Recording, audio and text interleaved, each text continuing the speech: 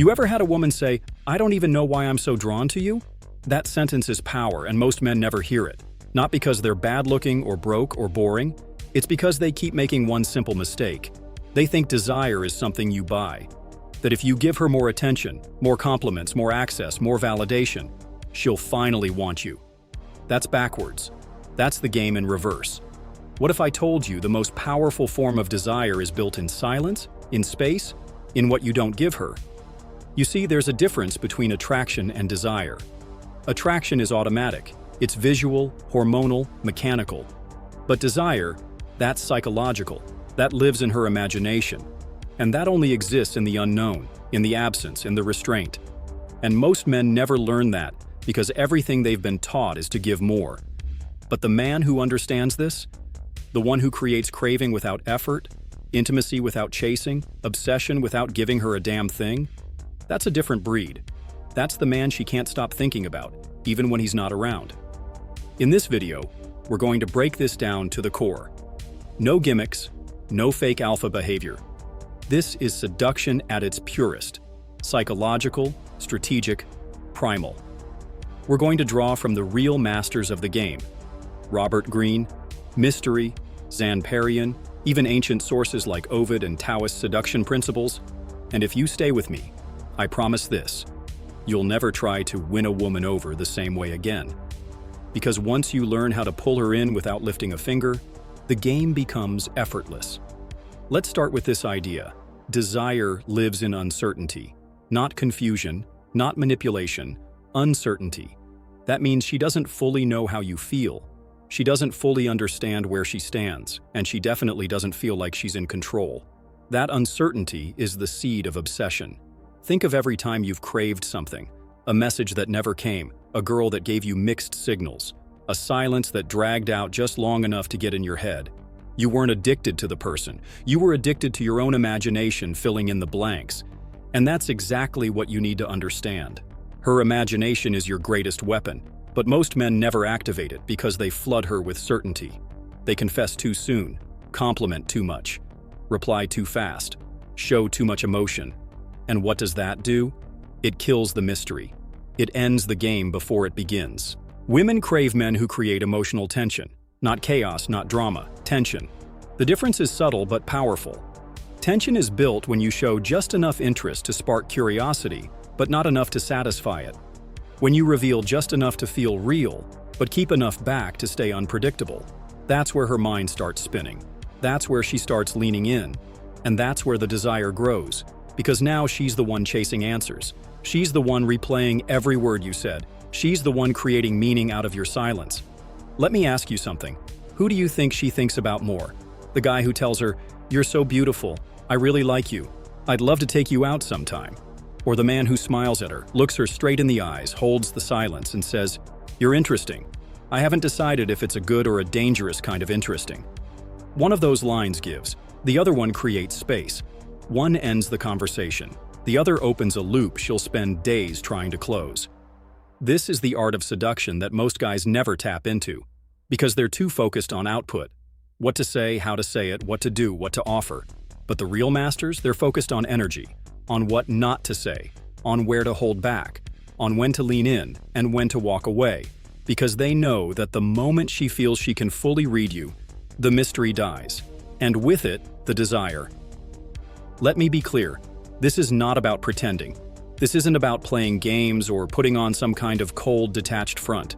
This is about cultivating a state where you're not seeking anything from her, where your presence is enough, where you can sit in silence, fully comfortable, while she starts to dance around you, trying to figure out why you don't respond like every other guy. And that leads us to the next key, value perception. You don't create desire by proving value. You create it by assuming value. The most desirable men don't try to sell themselves. They act as if they already know they're the prize, not in a cocky, over-the-top way, in a calm, grounded way that says, "I'm not here to impress you. I'm here to see if you're even compatible with my world." When you walk through life like that, when you stop offering and start filtering, everything changes. Women pick up on it instantly. Your body language slows down. Your voice drops. Your eyes stay still. You don't over-explain. You don't overthink. You don't rush. That relaxed intensity is magnetic. It communicates, I'm in control. I don't need this to go anywhere. But if it does, you're the lucky one. You want to create real desire? Learn to withhold. Learn to pause. Learn to stay grounded when she expects you to flinch. One of the most powerful tools you have is delayed expression. That means not always replying instantly, not always laughing at her jokes, not always mirroring her excitement. Instead, you stay calm, you stay deliberate. You let her feel a little tension in the silence, and the moment she starts wondering, did I say something wrong? Did I lose him? You've got her. Not because you were playing her, but because you didn't give her the power to dictate your reactions. And the best part? Once she starts to feel that pull, once she senses that you're not emotionally available on demand, she becomes invested. Not because you gave her everything, but because you gave her just enough to crave more. That's the formula. That's the core of real seductive power. Not to be overly available, but to be selectively engaged. Let's get this straight. The moment you stop giving her everything, she begins to look for something. That something is what you hold back. Not in a manipulative way, but as a result of being deeply centered in your own presence. That's the distinction most guys miss. They think that to create attraction without giving, you have to act like a jerk, shut down emotionally, or play cold. That's not seduction. That's insecurity in disguise. True power doesn't come from closing yourself off. It comes from owning your emotional center so completely that you choose when, how, and if you open the door to someone else. When you do that, you're no longer acting in reaction to her energy. You're shaping the space between you. And one of the most potent ways you shape that space is through nonverbal communication. Most men obsess over what to say. The perfect line, the clever response, the high-value text. But women are tuned into something deeper, the energy behind your presence. Your posture, your pacing, your eye contact, the silences between your words. These are the elements that hit her nervous system and bypass logic. And when you understand how to use them, you can create massive emotional impact without saying much at all. Let's talk about eye contact for a second. Not staring, not challenging, just holding, grounded, steady. When you look at her, not with hunger but with stillness, you signal that you're not seeking anything from her. You're not trying to convince her, not trying to win her, not trying to prove yourself. You're simply witnessing. And that witnessing without judgment or need is rare. It forces her to confront herself in your presence. And in that confrontation, attraction begins. Because now the attention isn't a reward she receives by default, it's something she has to maintain. That flips the dynamic. That's how you become the mirror. The reflection that shows her something about herself she didn't expect to feel. Now let's go into movement and speech. A high-desire man moves slowly. He doesn't rush his gestures. He doesn't fidget. He doesn't chase the rhythm of the conversation. He leads with pace. When he speaks, his words are deliberate, spaced, fully owned. Not because he's trying to sound cool, but because he doesn't need to rush to be heard. That energy commands attention. It tells her, I am my own gravity. And that's what makes her lean in. Think of the archetype of the seductive man in history and literature, from Casanova to Don Draper to James Bond. What's the one thing they all have in common? They're never in a hurry. They let the world come to them. That stillness, that control of tempo communicates something primal. I am not hungry. And women feel that, especially beautiful women who are used to being pursued with urgency and need. When you remove the need, when your words and movements reflect that you're already full, she starts trying to figure out what's so satisfying about you and why she wants to be a part of it. Now let's shift into the psychological realm, specifically the power of disqualification. This is a classic technique in seduction, and not nearly enough men understand how to do it right. Disqualification isn't about negging or putting her down. That's cheap. It's about subtly, and often playfully, suggesting that she might not meet your standards. Imagine she's flaunting her looks or her confidence, expecting you to play along. Instead of giving her what she wants, praise, admiration, reaction, you smile and say something like, "You're definitely fun," in small doses. Or, "You've got a dangerous vibe. I don't know if you're safe for someone like me." What are you doing here? You're turning the frame. You're suggesting, without ever outright rejecting her, that you're not fully convinced yet, and that creates tension. That sparks uncertainty. That's where desire lives. When used well, disqualification becomes a dance, not of dominance, but of value exchange. Because now, you're not trying to qualify yourself. She is. Let's be honest. When was the last time she had to prove herself to a man? Now, let's go deeper. There's a level of seduction that transcends behavior and technique. It's about emotional accessibility with boundaries. This means you're capable of warmth, but it's not automatic. You're capable of connection, but it's not given freely. You don't come off as cold or emotionally unavailable. You come off as intentional. That intentionality is what keeps her guessing, keeps her leaning in, keeps her emotionally engaged. She starts asking herself, why do I care what he thinks? Why do I want him to open up more? That's where you've got her. Not because you're controlling her, but because you're not giving her the keys to your emotional world unless she earns it. And here's something very few talk about, the masculine gift of silence. Silence is uncomfortable for most men because they equate it with disconnection. But to a woman, especially one used to attention, silence from a confident man creates a space that she has to fill. She starts projecting meaning onto it. She starts wondering what you're thinking, whether she's done something wrong, whether she still has your attention. And that space, when you hold it with calm, not avoidance, is where real psychological seduction begins. Because in that space, she starts doing the work. She starts investing. And that investment breeds attachment. Remember this, the more work she does to get your attention, the more she values it. That's the paradox. The less you give her up front, the more value she assigns to what you eventually give. But only if it's real. Only if your restraint comes from actual abundance, not from fear or tactics. This is why you can't fake this energy. You can't fake calm. You can't fake presence. You can't fake not needing her. You either don't or you do. And if you do, you'll leak it. In your tone, in your texts, in your eyes. So the real work? It's not just about saying less or holding eye contact. It's about becoming the kind of man who's so rooted in his own life, his own mission, his own frame, that her beauty doesn't shake you. Her attention doesn't elevate you. Her rejection doesn't break you. That's the man she desires, because that's the man she can't predict. And unpredictability is the birthplace of obsession. Let's talk about contrast, not just between men, but within you. Because one of the most seductive forces a man can carry is internal contradiction. You are calm, but unpredictable. You're grounded, but playful. You're emotionally aware, but not emotionally available. You make her feel seen, but not certain. This contrast creates an emotional texture that lingers with her long after the conversation ends. It's not enough to be nice or confident. Those are flat qualities, predictable, easily categorized. What creates tension and desire is when she can't quite put you in a box. That's when her imagination lights up.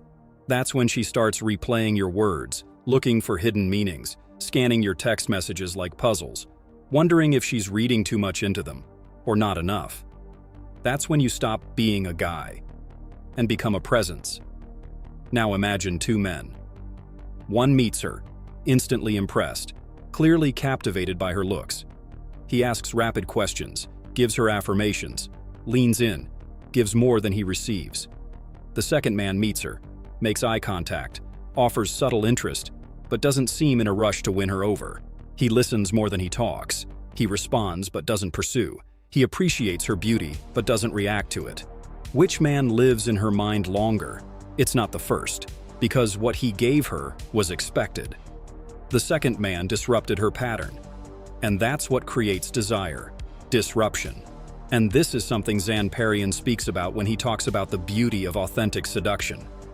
He doesn't teach tactics, he teaches energy, flow, artful unpredictability. He emphasizes that the most desirable men are the ones who bring truth into the interaction, but not all at once.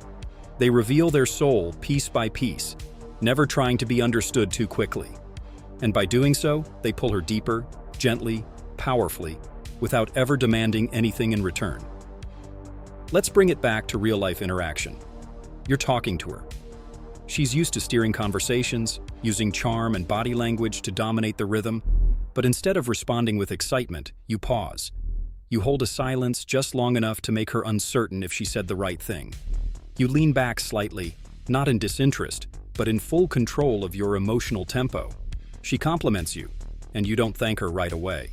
You smile slowly, let her feel the weight of her own words in the space between you, then say something like, "I get that a lot. But what do you see when you look at me?" And just like that, the frame is yours. She's not evaluating you anymore. She's defending her curiosity. She's working for your engagement, because you didn't give it away. You made her earn the next layer of who you are.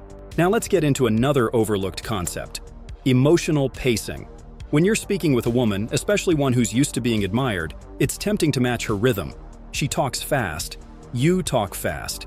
She gets animated, you raise your energy. But what does that do?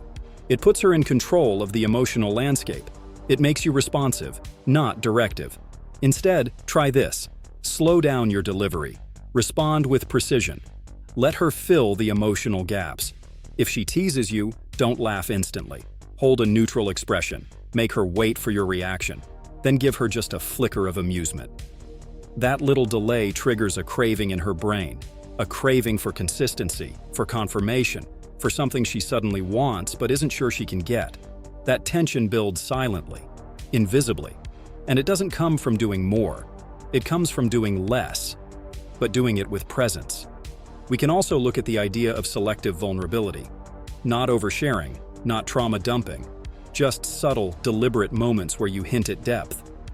Maybe you say, "I don't let people in too easily, but sometimes, when it feels right, I do." And then, you leave it there. You don't elaborate. You don't explain. You don't open the vault. You leave the door cracked just enough for her to wonder what's behind it. That kind of line haunts her thoughts, not because it reveals, but because it invites curiosity. This is the principle of emotional tension loops, and it works because women are naturally wired for narrative. They want to uncover, decode, understand. But most men ruin that by giving them the whole story too soon. When you hold back just enough, when you become a slow burn, you give her the story she didn't know she wanted to be part of. Let's take it even further. Have you ever noticed that the men women fantasize about, in books, shows, fantasies, aren't the ones who give them everything up front? They're the ones who make her feel emotional risk. The slow glance, the contradiction, the unresolved tension. The man who makes her feel slightly off balance as but safe, slightly unsteady, but pulled in. That's where real desire lives. Not in comfort, but in the edge between attraction and uncertainty. That edge is where you belong. You don't give her safety by being predictable. You give her safety by being anchored, while remaining unpredictable. And this is exactly what Esther Perel explores in her work on erotic psychology, especially in Mating in Captivity. She explains that desire thrives in space, not closeness, that the erotic spark dies when we remove all mystery. And yet, modern men are taught to erase mystery by oversharing, over-explaining, and over-committing before any real polarity is even established. You want to create craving? Let her feel like she has most of you, but not all. Let her feel seen, but not owned. Let her feel warmth, but not emotional submission. That balance is everything. There's something most men never understand about seduction. It's not about what you do to her. It's about what you leave undone. Real desire is built not on completion, but on tension, on open loops, on the question marks you leave floating in her mind long after you're gone. It's in that silence that she starts to crave the next moment. And that craving, that obsession, it doesn't come from offering more, pleasing more, proving more. It comes from being the man who withholds strategically, who gives intentionally, who controls his energy so precisely that when he does give her something, a compliment, a story, a look, a text, it lands with impact. It feels rare, it feels earned, and because of that, it feels real. That's the difference between attraction and addiction. And if you've been watching this far, if something in this resonated with you, it's probably because you've played the other role. The overgiver, the oversharer, the emotionally available nice guy who thought that by being kind enough, open enough, honest enough, she'd finally want you. But that's not how this works. What pulls a woman in, what holds her attention long-term, isn't your generosity, it's your gravity, it's your depth. It's the emotional distance that she has to cross, not because you're cold, but because you're whole without her. And when you operate from that space, something powerful happens. She begins to associate you with emotion, with uncertainty, with a high she can't get elsewhere. You become not just a man, but an experience. And that experience lingers. It anchors. It replays. Because it's rare. So here's what I want you to do now. If this message hit something in you, if it challenged the way you've been showing up with women, or made you realize just how much power you've been giving away without even knowing it, I want you to drop a comment below. Say what you're taking away from this. Tell me where you've seen this dynamic play out in your life, or maybe where it broke you. Because that level of reflection, that's how we get sharper, together. And if you're serious about evolving past validation chasing and emotional overexposure, subscribe to this channel now. I'm not here to feed you surface-level advice. I'm here to help you transform the way you operate, from your mindset to your energy to your presence, so you can become the man that women remember long after others fade. Share this video with a friend who needs to wake up. Post it in your group chat. Send it to that one guy who's always chasing, always giving, always wondering why it never sticks. Because if more men understood how to hold their power instead of handing it over, everything would change. And we're building that movement right here. So don't just watch, engage. Because the less you give to her, the more she'll want to give to you. And that, my friend, is the art.